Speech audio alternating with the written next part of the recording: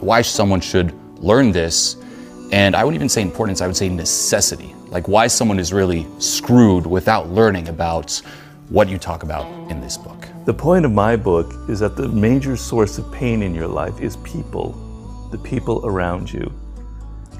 And you're not maybe thinking in these terms, but I'll explain what I mean in the following way. So we want to be able to feel like in life with our friends, our colleagues, our loved ones, that we can influence them, that we can move them in our direction, that we have the ability to persuade them to do something that's in our interest. And the feeling that we can't do that is deeply painful. It causes lots of amounts of frustration and resentment that can sit inside of us and linger and kind of ruin our attitude towards life. Sometimes there are toxic people in this world, and they enter our lives, and we didn't foresee them. You know, someone who's a raging narcissist or whatever, and we get dragged into a relationship with them, or we hire them as a business partner or an employee, and they ruin our lives, and they cause all kinds of emotional damage that can take years to get over. And then another level is we have friends and partners and spouses, and sometimes the connections between us are very fragile and thin. Our friendships are continually breaking up. Our friends do something that surprises us and upsets us.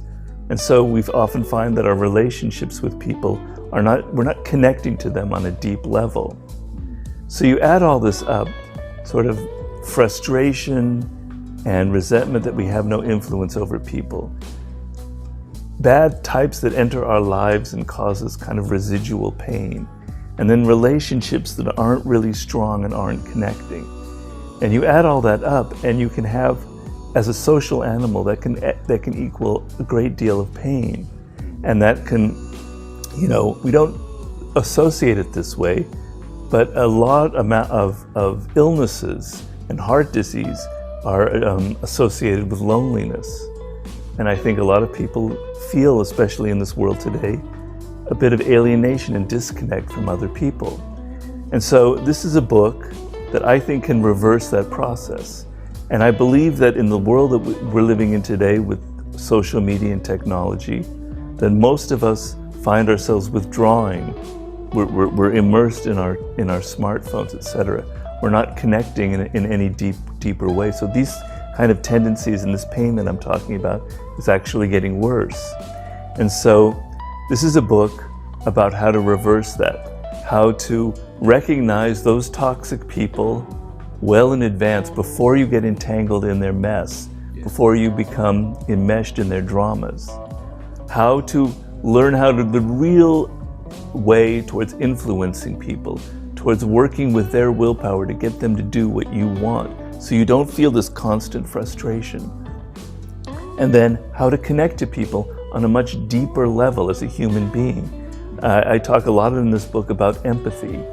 And as a social animal that we are, we have this ability to understand people in a way that's nonverbal, where we can connect to them in a kind of visceral way through our empathy. And I can begin to understand what it's like to be Julian.